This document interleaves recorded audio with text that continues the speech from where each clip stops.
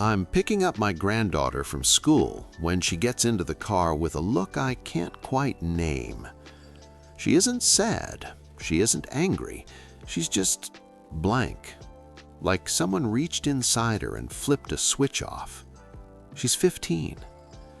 I ask how her day was. She shrugs. I ask if something happened. She says no.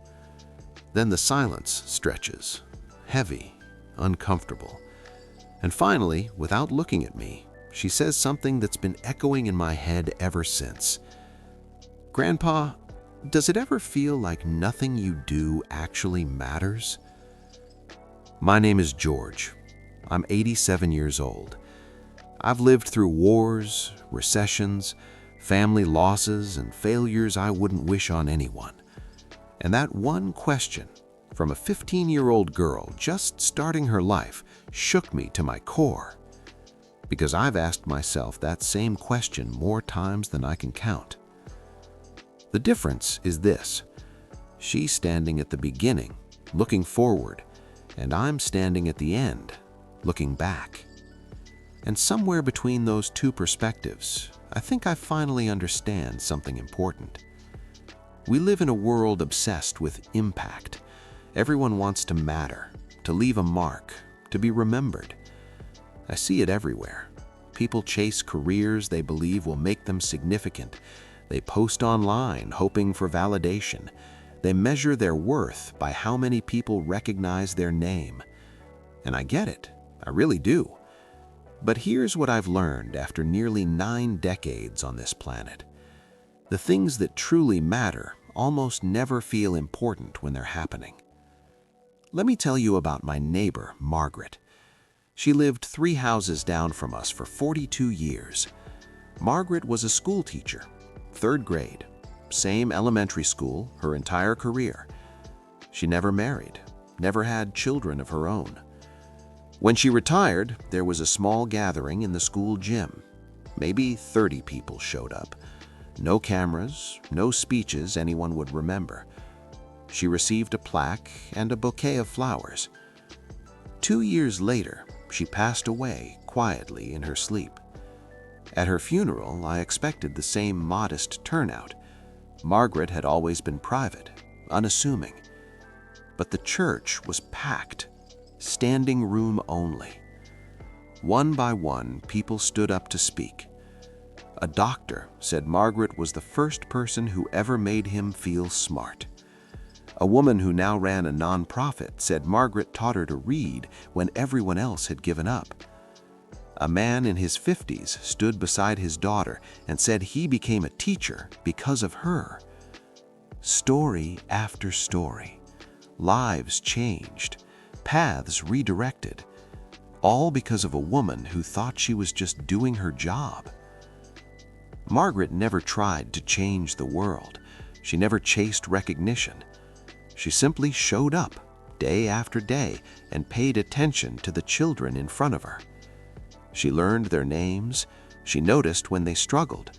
She stayed late to explain fractions and spelling words. Nothing glamorous, nothing headline-worthy. Yet the ripples from her life are still spreading, decades later, through people she'll never meet. I think we've gotten it backwards.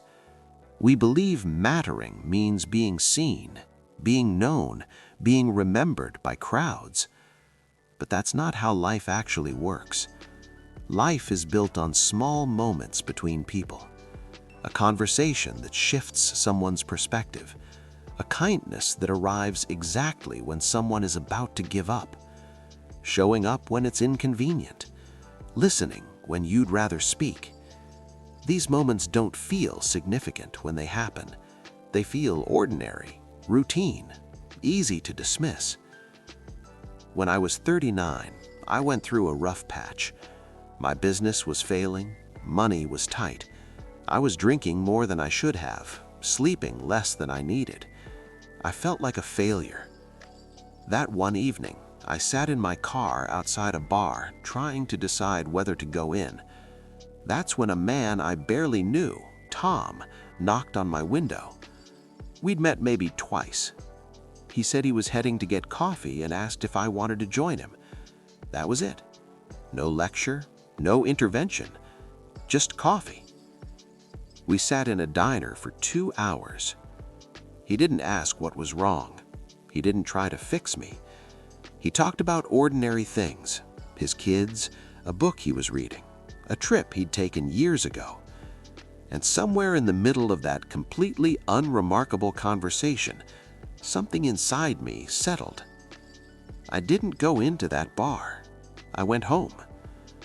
I can't even remember most of what we talked about, but that moment mattered. It changed the direction of my night, maybe my life. And Tom probably forgot about it by the next morning. That's the truth about mattering. It's almost never dramatic. It doesn't announce itself. You won't get a notification telling you that something you did changed someone's life. Most of the time, you'll never know. You'll do something that feels small to you, and it will mean everything to someone else. And you'll walk away thinking it didn't amount to much at all. My wife, Eleanor, used to write letters, real letters, with stamps and envelopes. She wrote to our children when they were away at college. She wrote to friends she hadn't seen in years. She wrote to cousins, neighbors, anyone who crossed her mind. I used to tease her about it. I'd say, everyone has phones now, just call them. She'd smile, say nothing, and keep writing. After she passed, I found boxes of letters people had written back to her. Boxes! And in almost every one, someone mentioned how much her letters meant, how they'd saved them for years, how they reread them during the hardest moments of their lives. She wasn't trying to matter. She was just reaching out. And yet, she mattered enormously. Here's what I wish someone had told me when I was younger. Your life doesn't need to be extraordinary to matter. In fact, it probably shouldn't be. The pressure to be exceptional, to stand out, to make a big splash, that pressure crushes people. It convinces them that an ordinary life isn't enough, that showing up for family, doing honest work, being kind to strangers somehow doesn't count unless it's packaged into something impressive. But the truth is, almost everything that holds this world together is done by people no one will ever remember. Parents who wake up in the middle of the night with sick children, workers who show up on time and do their jobs well, friends who check in because they sense something's wrong, volunteers who serve meals, clean parks, visit hospitals, people who vote, who recycle, who return shopping carts. Small, unremarkable acts that keep everything from falling apart. You want to know if you matter? Look at the people directly in front of you. Are you present with them? Are you honest? Are you kind when you don't have to be? Do you keep your promises? Do you make room for other people's pain? Do you celebrate their joy? These questions won't put you on magazine covers. They won't build a platform or grow your influence, but they will decide whether your life actually meant something. I've been thinking about my granddaughter's question a lot. Does anything I do really matter? And I've realized something. The question itself is the problem. Because when we ask if we matter, we're usually asking if we matter in some grand, measurable way. If we're important, influential, exceptional. But mattering doesn't work like that.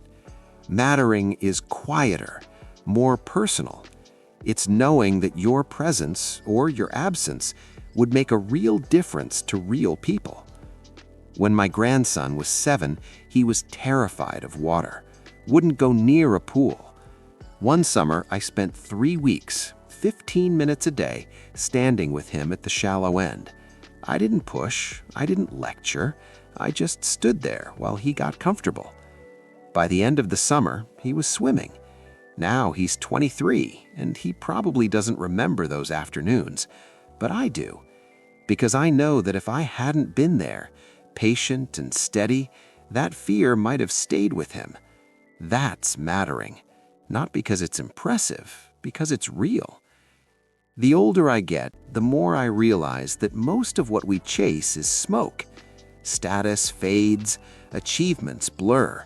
People forget your accomplishments faster than you'd believe, but they don't forget how you made them feel.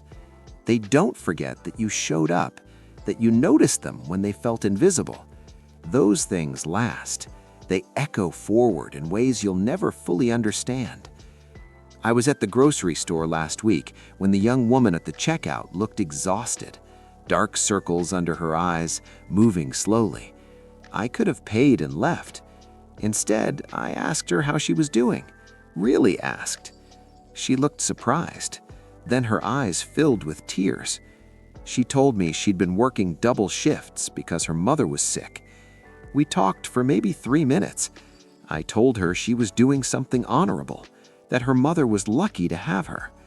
When I left, she thanked me twice. Did that conversation change the world? No. But did it matter to her in that moment? I think it did. So here's my answer to my granddaughter, and maybe to you. Yes, what you do matters, just not in the ways you've been taught to measure. It matters in the small moments, the unglamorous ones, the ones you won't post about or add to a resume. It matters when you choose patience over anger, when you tell the truth even when lying would be easier, when you help someone even though no one is watching, when you stay even when leaving would be simpler. Your life doesn't have to be a spectacle to matter. It just has to be honest, present, kind. And that's harder than it sounds, because it requires attention. It requires showing up when you're tired, caring when it's inconvenient. But that's where real significance lives, not in the spotlight, in the quiet work of being human with other humans. I'm 87 years old. I don't have many years left, and when I think about what I want my life to have meant, I don't think about awards or recognition. I think about the people I loved well, the moments I was fully present, the times I helped without needing credit, the conversations where I truly listened. Those are the things that mattered. Those are the things that will outlast me. If any of this stayed with you, share it with someone who might need to hear it. And if you're willing, tell me, what's one small thing you're going to pay more attention to? I've got a little more to say before I'm done, and I'd like to say it to people who actually want to listen.